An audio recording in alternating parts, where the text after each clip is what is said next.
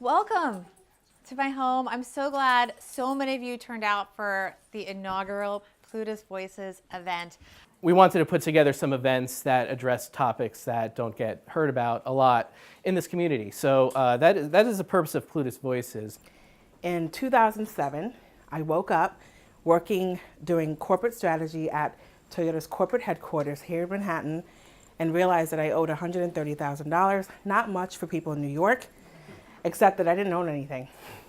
Nothing real. I owned one Calvin Klein dress. I was like, I can get buried in it, no problem. And I hadn't realized just how in debt I really was. I was paying my bills. I was, like everybody else. I went to work. I was a good employee. I paid my bills, but I wasn't getting anywhere. So Toyota has a great culture of giving you the last week off in December between Christmas and New Year's. So I took advantage and I was like, I'm going to build a blog. I'm going to take the week, I'm going to build a blog, and I'm just going to log how much money I owe, what I'm doing, how I'm getting out of debt. So I launched my blog on New Year's Day in 2008. So I'm coming up on 10 years. That site's called Yes, I Am Cheap. But a few years ago, I read something that made me feel like I had been doing nothing for years. I bumped into the Prudential State of Finances for Black America, something like that. And it was horrific. It was horrible. Now, we all had suffered in the Great Recession. My 401k dropped 30%, but whatever, everybody was like that. But what I realized was that Black America really, really, really was suffering. And I thought that I had been doing something in educating people, but I realized that I hadn't been doing enough. My audience used to be very, very middle class to upper class, very middle of the road, white, mostly female, but a lot of 40% men. My audience changed to Black women overnight because they did exactly what Prudential said the solution was. They saw somebody who looked like them, talking about things that they needed. So taking that further, I said, what more can I do? I know that I have the ability to reach people. I know people. Why can't I do something to help this community who really needs me? We need to change the face of finance for Black America. We need to talk to them and meet them where they need us to be. Let's form this group and see if we can't do better or be better at it. So this leads me into what I'm going to talk to you about today. And it's about focusing on community before you focus on profits. What I'd like to start off with, first of all, is a little bit about your origin story when it comes to personal finance. Yeah. I know Stan Lee passed away recently from Marvel Comics, those of you know, and the origin story is always something that people look forward to. So I'd love to hear your origin story for personal finance superhero. I love the fact that you just started with Stan Lee because my wife's here in the back. You can take the camera out, say hi. This is my wife, Alicia. Hi. So I was explaining this yesterday morning how Stan Lee created all this. Mm-hmm. Like the idea that one person did all what he did. So I mean, I'm holding up this book that started my career. It's a book called Smart Women Finish Rich. It's dedicated to my grandma Rose Bach, and my origin of story is that I learned about money from my grandmother. So my grandmother was poor at 30. Mm-hmm. She lived in Milwaukee, Wisconsin. She sold wigs at Gimbel's department store. And both my grandparents, my grandfather Jack and my grandma Rose, didn't have a college degree. And at 30, she was living paycheck to paycheck. And the origin of our family origin story is that my grandmother turned to my grandfather at 30 and said, "This isn't working." And he's like, "What do you mean this isn't working?" And she's like, "In case you haven't noticed, we're poor." And he's like, and he said, "Oh, I always joke, he goes, oh, you're overreacting." And she's like, "No, I'm not overreacting. Like, we're not making any progress." And so what my grandmother did that changed our family's life is that she turned to my grandfather and she said, "We're going to start saving 50 cents a week each." And, kind of like going back to what you were talking about, Sandy, like, I just listen to my community. Everybody thinks I'm like this really smart marketer.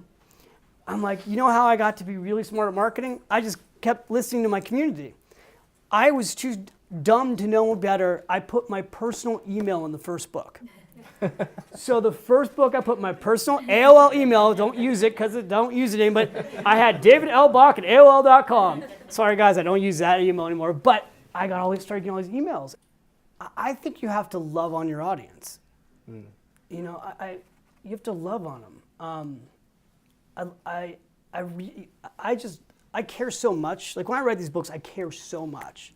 When I go and do a podcast, I care so much. And still when I do my interviews, I care so much, right? So I think if you really care, people can tell, especially today. You've been thinking about writing the book for 14 years. What was the tipping point that made you decide that right now was the time? I think it's a multitude of things. One is that I didn't want to like keep talking about this with my wife and not do it. I mean, like literally, like I think she's had to hear me talk about this book for 9 years. My kids have been hearing me talk about it, and I'm not somebody who talks about things and doesn't get it done. What happened was there kept being other books. And the other thing I will say is this. I've never written a book to just write a book. So my whole thing was, unless the book's got to come out of me, then I'm not writing it. So I didn't actually have the full story. This is a storybook, and I didn't have the story. And what happened is that I took a sabbatical. In 2012, I made a decision, thanks to my wife. She asked me, what do I want for my birthday? And I said, I want a year off. And she said, what do you mean? There's a whole story behind that. But I said, I don't want to work anymore. And so I took 18 months off. I stopped working from the January of 2013 to June of 2000, am I doing this right? 2014. And That's not even the funny part. and but all by taking that break, I got all this creative energy back. Thanks a lot, David. You guys, thank you. Thank you. Thank you.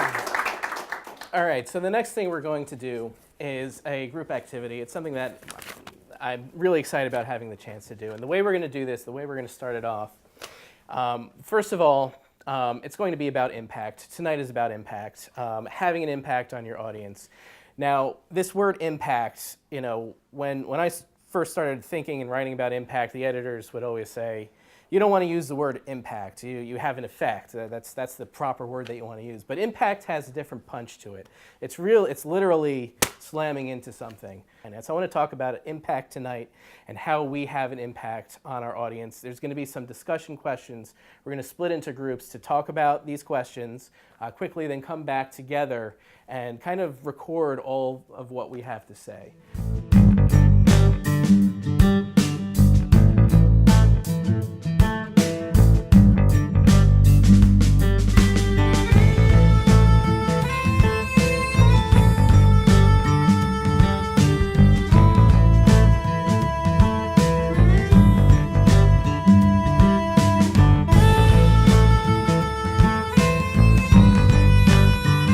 So the first prompt was, in what ways or attributes can you impact your audience? So I know that many of us have verified impact in many different ways. So we have lots of things to talk about. I'm looking forward to hearing this. So group one, who is your speaker? So basically, among the things we talked about in terms of simplifying the message of investing so that people get access to it, using humor to make things accessible and fun so that people don't tune off and have their eyes glaze over. Okay, so we talked about the, kind of reiterated what Sandy said, which is sharing your story and making sure that you're being authentic, listening to what your audience has to say about your products, about what you're offering to them, not chasing numbers or metrics necessarily, so focusing more on building that community versus growing your revenue streams. Addressing both educational needs as well as emotional needs when it comes to personal finance. So hitting on multiple levels and providing the support that's needed sometimes when you're making tough life-changing decisions, and also providing tools to reach those goals. To provide instruction and also optimism. So, you know, providing like a roadmap for success for the reader. And that was it, on top of all the other good ideas. Very good. So for number 2, we talked about reviewing analytics and getting feedback from the community, really measuring engagement. And Kevin also talked about measuring outcomes, because he can see very clearly from his audience when someone achieves an outcome, and that's measurable.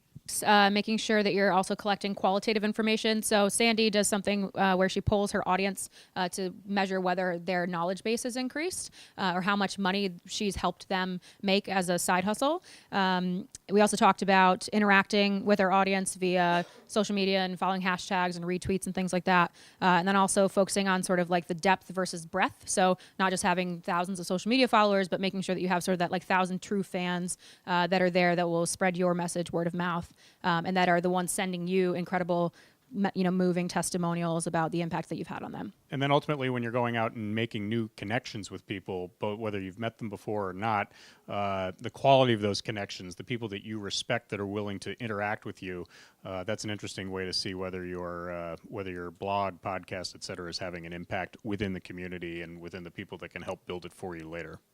I think I'm just going to go first on the third question here. Harlan. So the question is, what can you do as producers to increase the impact that you have? We talked about in-person events like this where you're personal. You can put your face to your blog or to your content. And another one, because I'll leave some for other people, is stay authentic to your point of view. You're the only one that has that very unique point of view. Stay to it, write what you know, and go from there. On this front, one is using different avenues of media. For instance, if you're a writer, look at video. If you are in video, look at podcasts. You can use the same information, the same piece of content or advice, but if you're leveraging it across multiple avenues, you're multiplying your reach. One thing is to remain consistent, and if you have a weekly or biweekly or monthly schedule, it's probably a good idea to follow that, because if people start relying on your message and it doesn't show up, they get disappointed. But also evolving with your audience, whether that's with keeping a pulse on what it is that they care about at this certain stage of their lives, but continuing to learn yourself as well and evolving with the times and with what the mass media sort of cares about and in terms of their financial life, and making sure that you're then able to meet their needs consistently rather than solely sort of niching yourself into a hole, if you will. And I also want to thank Joshua Kopak from Aragon Advertising, because they stepped up to sponsor this event, which is amazing, which allowed us to do everything that we wanted to do here. So I wanted to give Joshua a chance to introduce himself to everybody and talk a little bit about Aragon and what you guys do and why everybody here should be interested. So 10 years ago, I was 16 years old. And during that time, I'm 26. During that time, I received a letter in the mail, an official black logo, 3 letters. Anyone want to guess? CIA. IRS at 16. I had a business at 16. And to my dismay, I had a bill come in the mail for $30,000.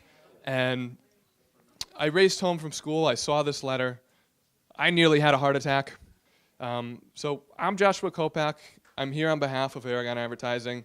And I'm also here on behalf of myself and my story and my journey, and also to learn about everyone here and your story, your path, what led you here. And I like to believe that everything we do in life is relationships, who we interact with, how we interact with them. And I'm really grateful to Harlan and all the work with the Plutus Foundation. I'm grateful for all the speakers here. And I'm also grateful for everyone here who's held themselves accountable and are committed to this path and committed to helping others and committed to making the world a better place. We had a meeting with Wealthsimple yesterday. And for those of you who may not know Wealthsimple, they're a robo-advising firm for 401ks. And essentially, they are navigating away from a lot of the stale models that we don't like, the fees and just the non-transparency of it all. And they're also very big proponents of environmentalism and getting rid of the wage gap. And these are the companies that we like to align ourselves with. So I just want to give Harlan a round of applause and give all of you a round of applause for coming out here. And I look forward to talking with you more. I do want to thank you again for being part of the first ever Plutus Voices event. We're going to take what we did here, learn from it. If you have any feedback, I'm going to be asking everybody very soon for feedback. I'd love to hear it. You can tell me now, you can tell me later, but please do talk to me about this. We want to make this a really interesting series of events next year. And thanks again. Enjoy, and I'll see everybody soon.